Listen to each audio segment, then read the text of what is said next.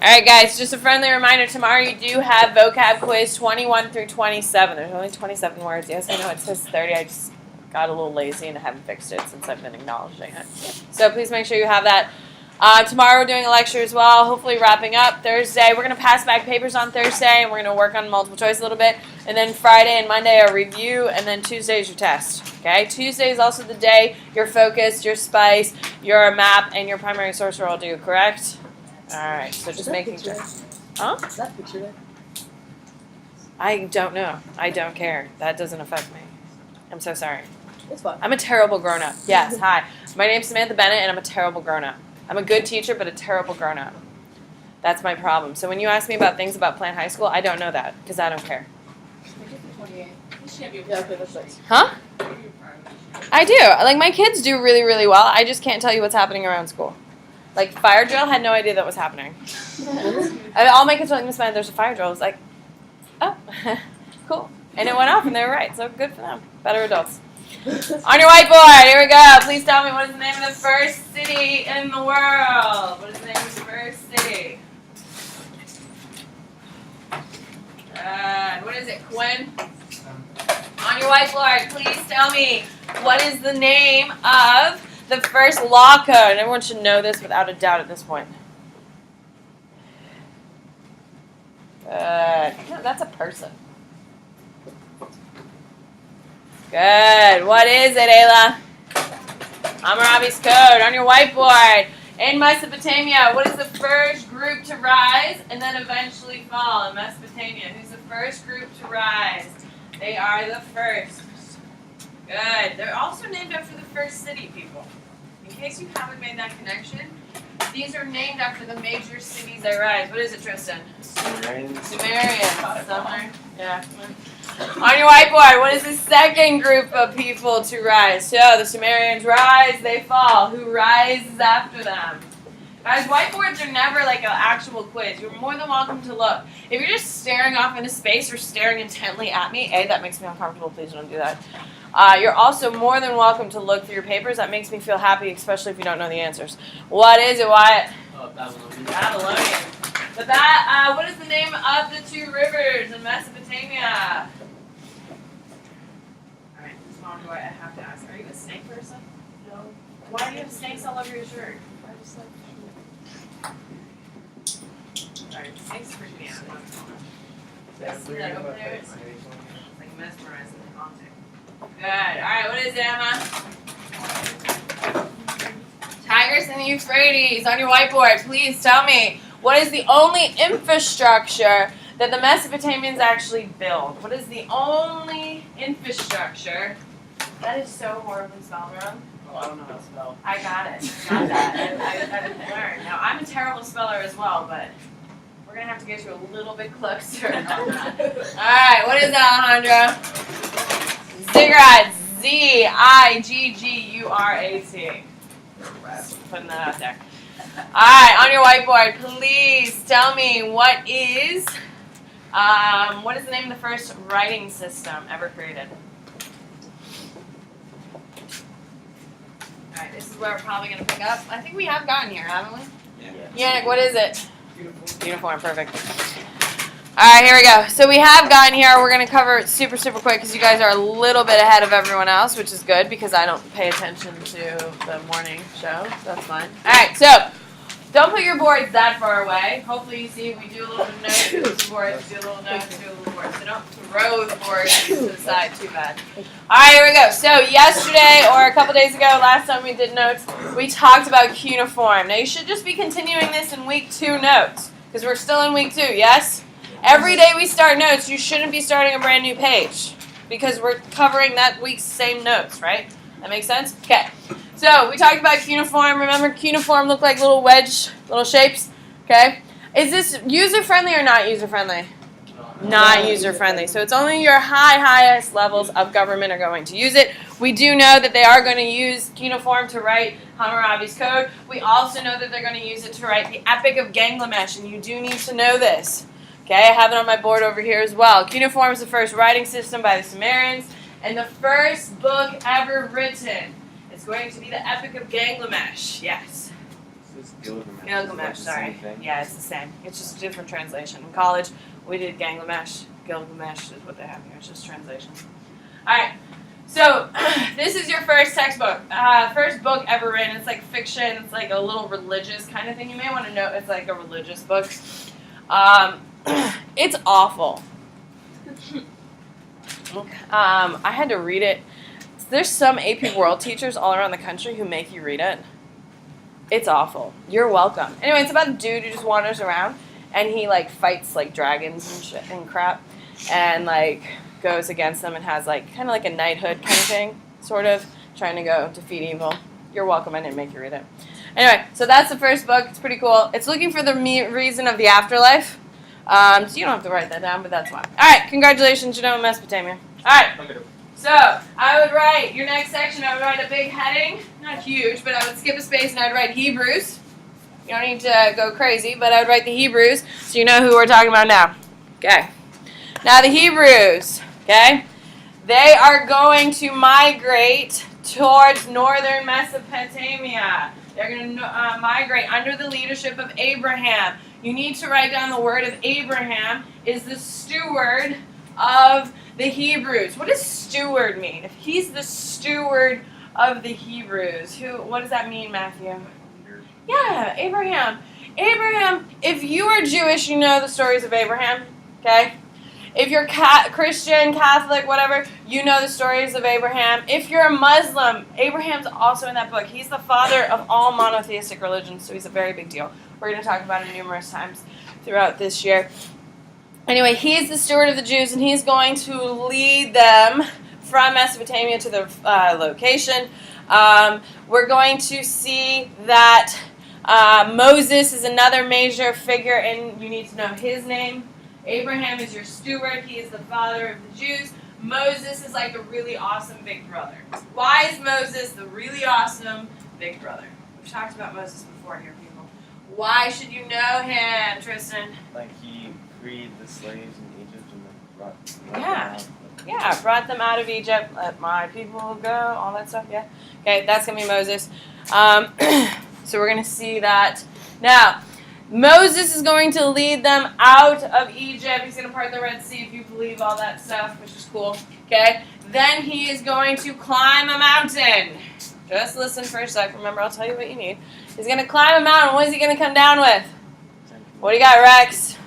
The 10 Commandments. Yes. Is it Mount Sinai? Is that what he climbs? I don't know. I think so. I'm a really terrible Christian. Don't tell my mother. She'll be really disappointed. Actually, I'm Catholic, so that shows a whole other layer of complexity here. So, all right. So he goes down. And he gets the 10.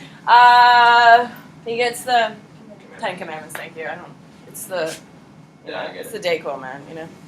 All right. So Moses, and this is important. Underneath Moses in your notes, you need to know that he is the one who declares that Judaism is monotheistic. So beforehand, it's kind of monotheistic, but they're flirting with like some other gods. They're like, hey, that god's pretty cute. I like him. Under Moses, they're going to stick to monotheism from there on out, forever and always. So is Moses a big figure? You need to know two big things about him. Well, kind of three. Moses is going to free them from Egypt. Moses is going to give them the 10 Commandments, okay, which is the foundation of Christianity, which is a big deal, which is going to come up later. And he is going to declare it a monotheistic religion. Is that going to put an even bigger target on them? Yes, they're going to be persecuted for quite some time for that. Okay? The book, Judaism's holy book, is called the Torah. You need to write that down. The Torah, the doctrine or the teaching, is the holy book of Judaism. If you've ever been to, any of you ever been to a bat mitzvah? Okay? If you've ever been, I know, thank you, you're really wonderful. If you've ever been, that's what they're reading in the front. Like they have to do it in, yes, you've ever gone, that's what they're reading from. It's also the foundation, it's also the Old Testament of the Bible. If you've ever read the Bible, you've technically read most of the Torah. Okay, because it's the Old Testament of the Bible. Alright, so you do need to know that the Hebrews are going to defeat it in two major battles. All you need to know is that the Assyrians are going to defeat them first. So, major defeats of the Hebrews is what I would write in your notes. Major defeats, or you can write foreign conquests if that makes you happy. I don't care. Okay, major defeats of the Hebrews. The first one is by the Assyrians. If they're Assyrians, where are they from? Okay, and where is that? We put it on our map. Where is that? What river basin is it? Oh God, guys. Is it in Egypt? Is it in Mesopotamia? Yellow River? Indus River? Where? Mesopotamia, yes. The Assyrians are from Mesopotamia. Okay? And then the second one is the Babylonian conquest. Okay? And where are they from? Yes, Mesopotamia people, yes. So who is giving the Jews the most help? Mesopotamians. Why would the Mesopotamians be picking on the Jews? Okay, they're polytheistic, they're monotheistic, so yeah, we're going to bully them. But who's the most powerful people in the region? Mesopotamians, for sure. Okay, and who's one of the weakest? It's going to be the Hebrews, and that's why they're going to get bully them. Okay, so we're going to see that after the first attack, people are going to leave. The second attack, a lot of them will be forced into Israel, forced out of Israel, and there we go. All right, there's your Hebrews. Done. Okay, now, the Hebrews are going to lose their homeland, and now they're going to have to assimilate. You may want to write that down, I guess. After these losses, they're forced to assimilate in other areas. So after these defeats, they're going to be forced to assimilate into different areas. What does that mean, forced to assimilate in different areas? What do you got, Mia? They kind of have to like blend in with the culture. Yeah, for sure. They have to go somewhere else and kind of blend in and be a subculture. Okay? Do they have their own place to call home? No, not until 1947, which is very, very, very far away. All right, so the Phoenicians are next. I would also make a nice little big subcategory, make it very clear that we are switching to the Phoenicians in your notes. All right, who can raise your hand and tell me something cool about the Phoenicians? What do we remember about them? There's not a ton, but there's some really cool stuff. I keep seeing the same hands. Emma, what do we got? They have like the first modern practices. Okay, don't say modern because we are like so ancient right now. That would be very confusing. So similar to what ours is. Yes, it has a very long-lasting impact. Would you agree? Why does their alphabet have such a long-lasting impact? Why do we care about it, Nathan? It like makes sounds. It makes sounds. Every alphabet makes sounds because that's how you pronounce the words. So no. Why, Mia?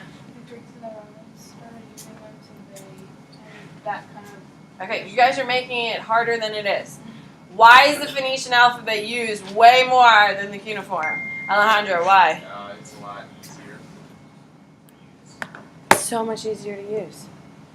Keep it simple, stupid, guys. Why is the Phoenician alphabet popular? It's easy.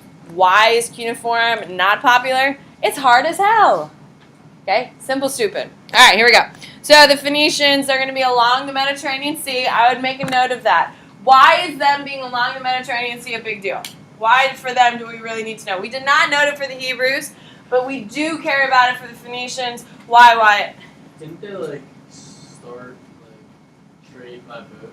Yes, they're the first seafaring nation. Okay? So you can't be a seafaring nation if you're not along the sea. So it's important that we note that it is. So they are the first seafaring nation, which means their empire is built by sea. Okay? So extensive maritime trade. Okay, they're going to dominate the Mediterranean trade. Okay, there's nothing else really going on.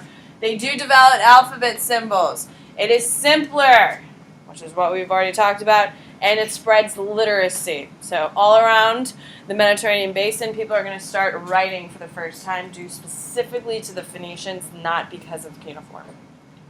Okay?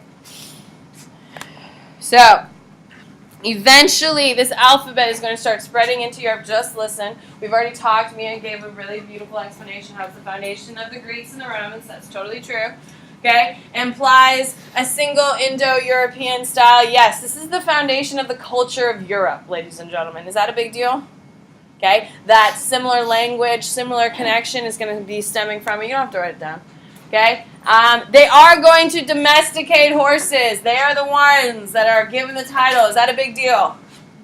Yes, that's a huge deal. You do need to know. They're the ones giving credit for the domestication of horses. Why are horses originally domesticated, Quinn? Because they're big? Why? Okay, cool. Like, what do you mean? You're going to work in the field? No. Why would the Phoenicians? Hello? We're not talking about the Phoenicians. Phoenicians, have I mentioned farming for Phoenicians? What have I mentioned? What are they really doing? They're trading, so they don't have time for farming because they're making enough money they don't need to farm. Why do they need horses? Why? Yannick? Travel. Absolutely. They got to tow all of what they're bringing and moving around from one place to another. Do you want to carry each by box or do you want to carry a bunch of boxes? Better to pull a cart than it is to carry a box long distance, correct? So they need it. They domesticate in order to move their crops. Okay? There we go. Cool. There you go. All right, to the boards. Let's go. On your whiteboard, how many times were the Hebrews attacked by foreign agents? How many times? Until eventually their demise. Sarah? Twice. Both of those foreigners originate from what region? Both of those foreigners originate from what region? Good. Ricky? Mesopotamia. On your whiteboard, please tell me, who is the father of Judaism? And actually all monotheistic religion, to be quite honest. Which we're going to get into later. Good. Come on, let's go. Who is it? What do we got? Phoebe? Abraham. On your whiteboard, please. Who is the guy who officially made it a monotheistic religion? Who's the guy who walks down a hill and he's like, damn, we got one God, friends? Good. Who is it? Ava. Moses. On your whiteboard, what are the laws of Judaism? What are the laws called? Oh God, no. I just need you to know about what they are. What are they? Layla, Ayla. I have a Layla that sits there as well, and I'm so sorry. I'm so sorry. What is it? 10 Commandments. On your whiteboard, what is the name of the holy book of Judaism? What's the name of the holy book? Good. What is it, Jason? Torah. On your whiteboard, please tell me, who is the first... What civilization is the first civilization to dominate maritime trade? Yes, got it. Who is the first empire based on maritime trade? Good. Good. Quinn. The what? The Phoenicians. There you go. What is the longest impact the Phoenicians have had? And they're going to lay the foundation of European culture. What did they create? Good. Good. Alejandro. The alphabet. Their alphabet. Not our alphabet, because we got plenty of alphabets. We have their unique one. On your whiteboard, please tell me. They also domesticated what? Which is going to have a massive impact on the whole wide world. This was going to be how people are moving on land. Miss Mongoy.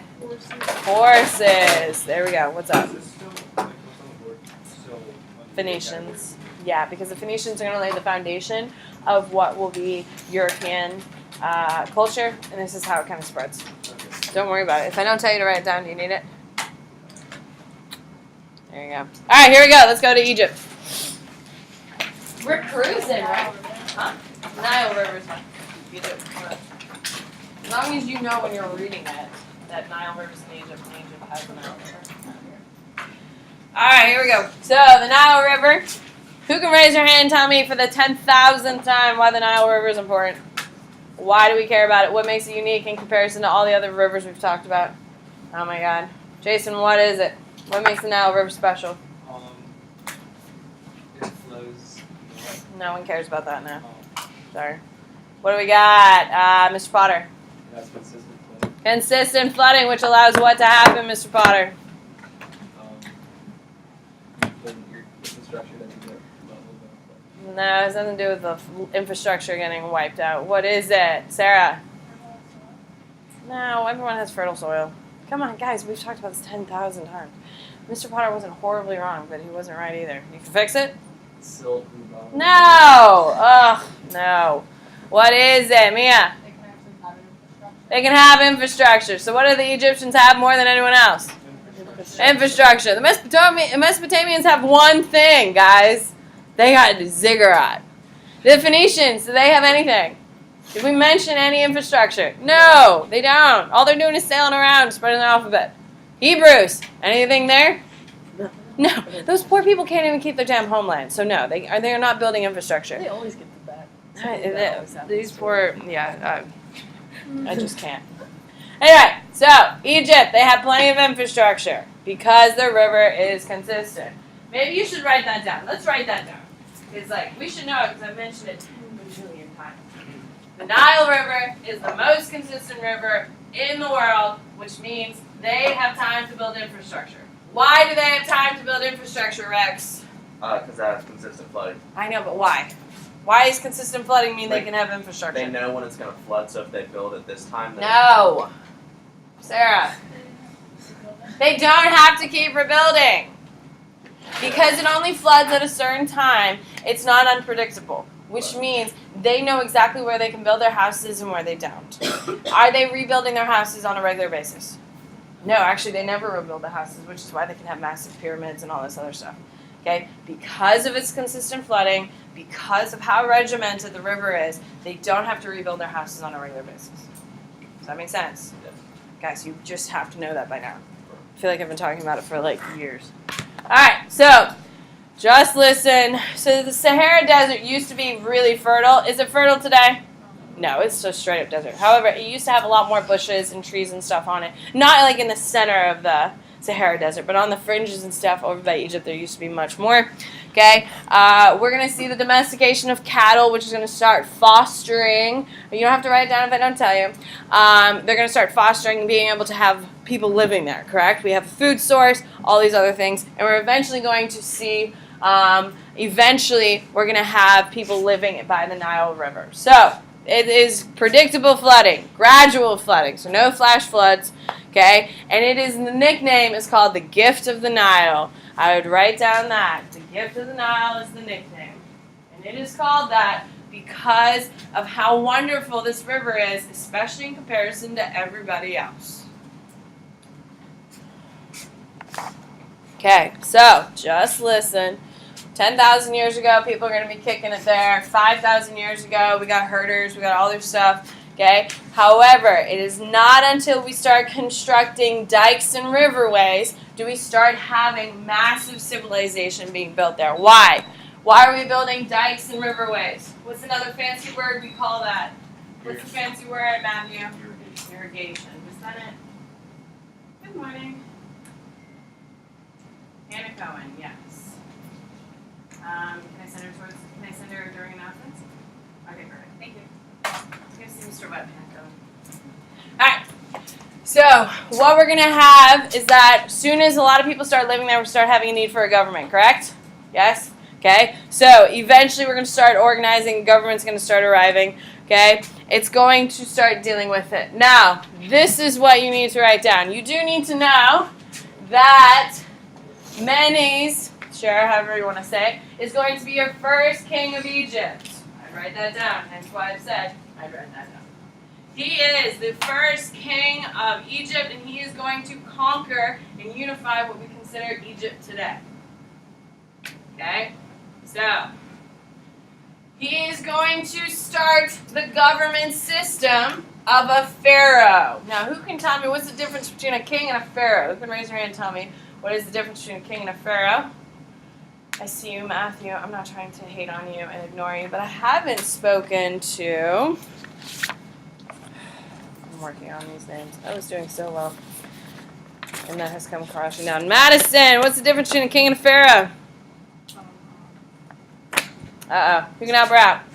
What is the difference between a king and a pharaoh? Oh, God, guys. Haven't you seen anything about the Egyptians?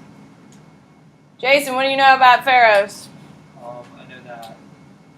What happens to them? Be gods. Yes! So, does the Queen of England think she's a god? No. So what's the big difference right off the cuff? They think that they're... Yes, pharaohs are gods in a human state. I'd probably write that down since 95% of you didn't know that. So, pharaohs are considered gods in a human state.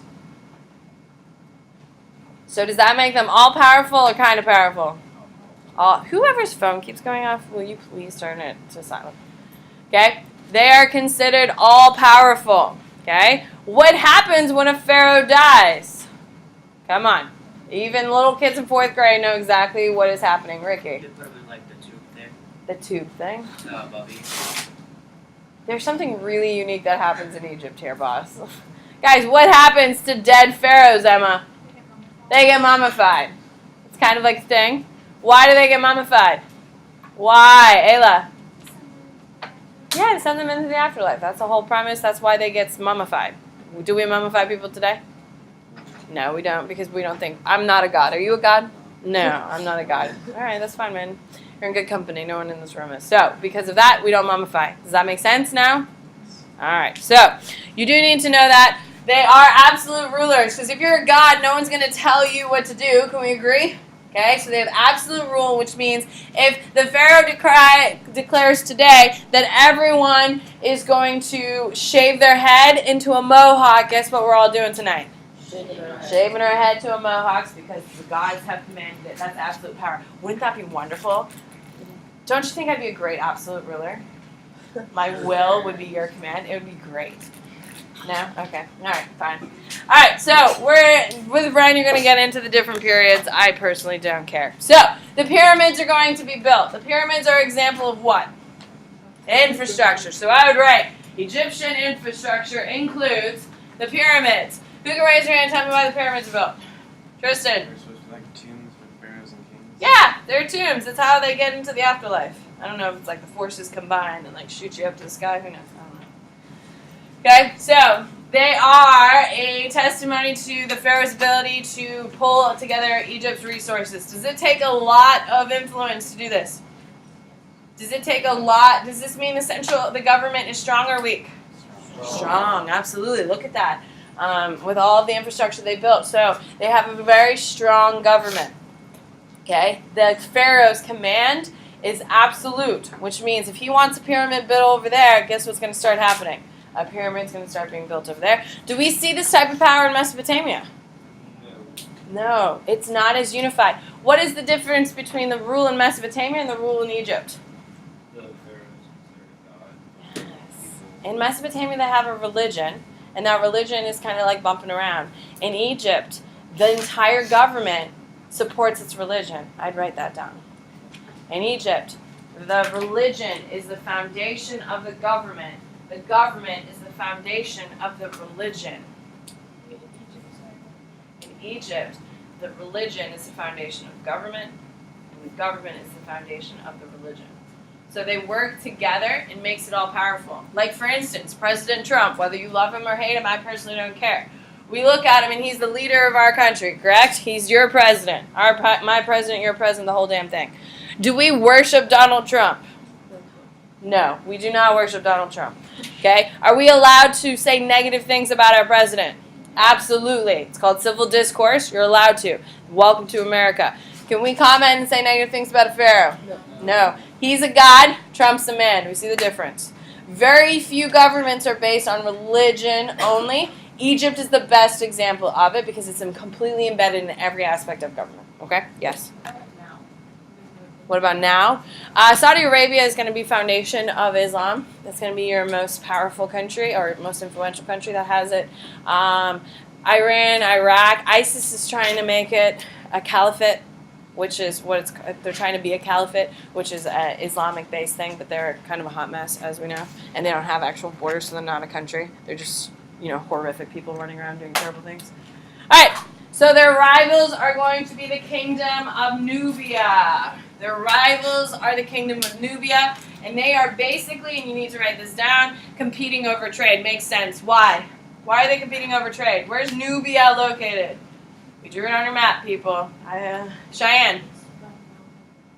It's on the Nile River as well. Makes sense that they'd both be competing. It's a little bit south of it, okay? They are going to be fighting over trade for a long time. They're pretty similar in a lot of ways, but different culturally.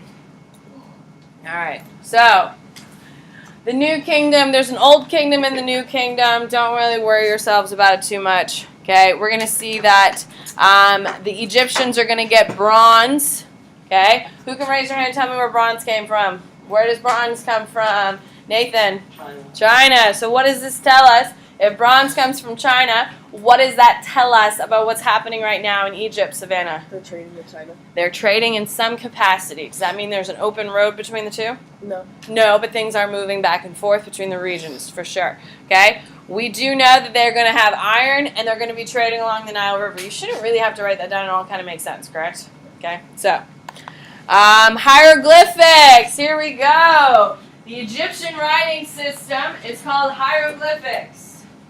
The Egyptian writing system is called hieroglyphics. It's called a pictograph, and I would absolutely write this down. Okay? It's a pictograph. It is a picture that represents something. Okay? This is what, and you're going to want, just like how I had over here, so for hieroglyphics,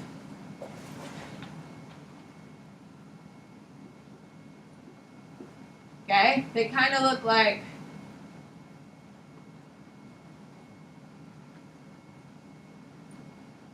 that's pretty sure. Okay, for hieroglyphics, you need to draw this because you need to know it. Okay, you need to have 2 bars. Anytime you have hieroglyphics, they're always between 2 bars. Okay, and you got like a dude walking. You got like a sun figure here. Okay, there you go. That's what a hieroglyphic looks like. It's a little picture in between 2 bars. So anytime you see 2 bars, it always dictates hieroglyphics.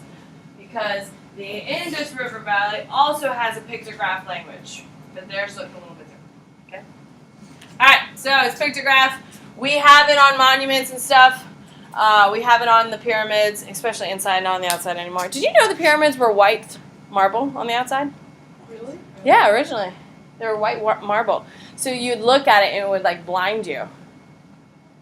Because it's so shiny and reflective. Totally different from what we have now. But yeah, pretty cool. Anyway, the hieroglyphics are all over formal writing. Okay, Greek alphabet is going to be a little bit influenced by it. But that's all you really need to know about it. Okay, major gods you do need to be aware of. Amon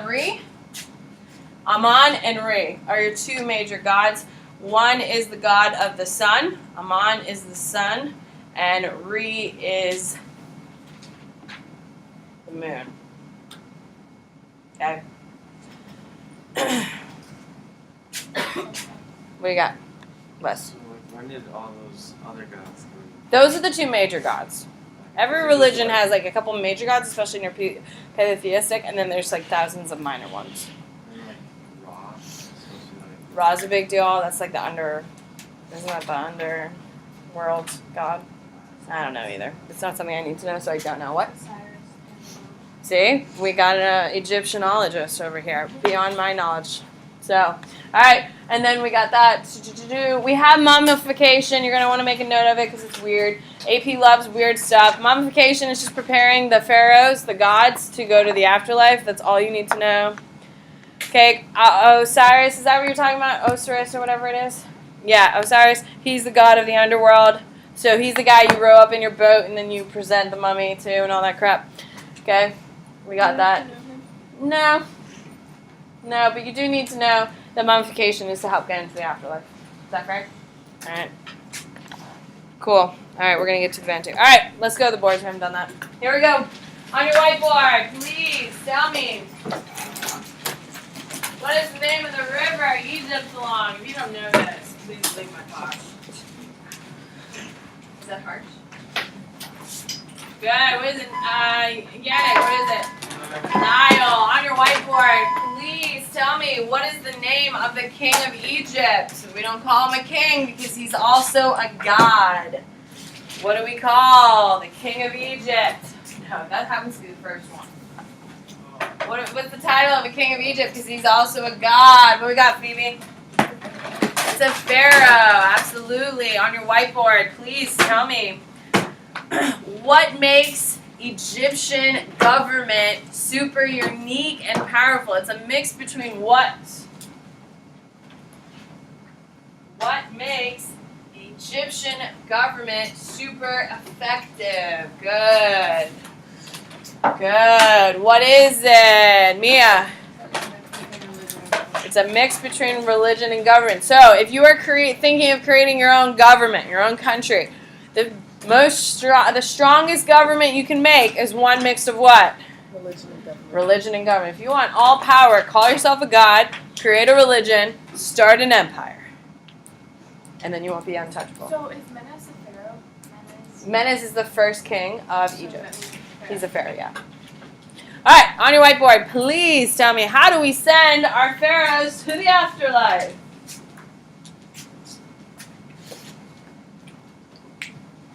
Good. Saran. Right? Was that right? I'm unstoppable. Yes, mummification. On your whiteboard, please tell me. Give me what is a perfect example of infrastructure? Good. Alejandro.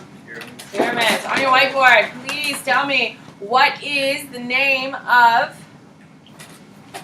the two most important gods in Egypt? Samuel, did you have a question on that? I was just going to ask, like, what's the purpose of these things? I think they're just cool looking. I don't really know. Ryan, are you in Ryan's class? No. Well, then you'll never know unless you Google it. If you're in Ryan's class, you study it. All right. What do you got, Rachel? Amon and Re. On your whiteboard, please tell me, what is the name of the writing system in Egypt? I don't really know. I don't think it's a tomb, which is what the pyramids are. Google it, man. All right, good. What is it, Abby? Hieroglyphics. Show me what hieroglyphics look like. Show me. Good. People are sad looking. Good.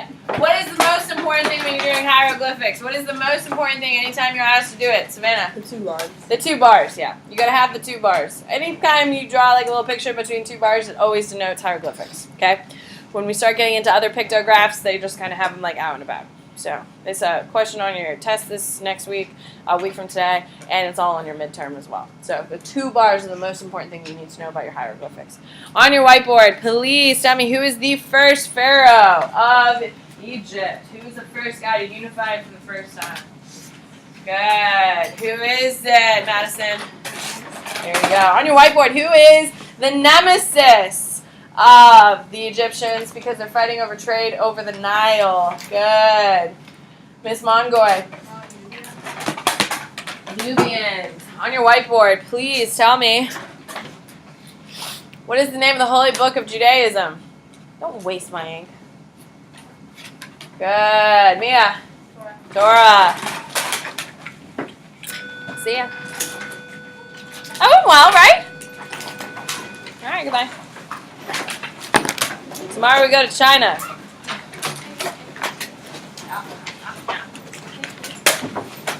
Make sure you put your boards back. I am not your mother, and I don't want to clean up after you. I'm actually no one's mother, and I'd like to keep it that way.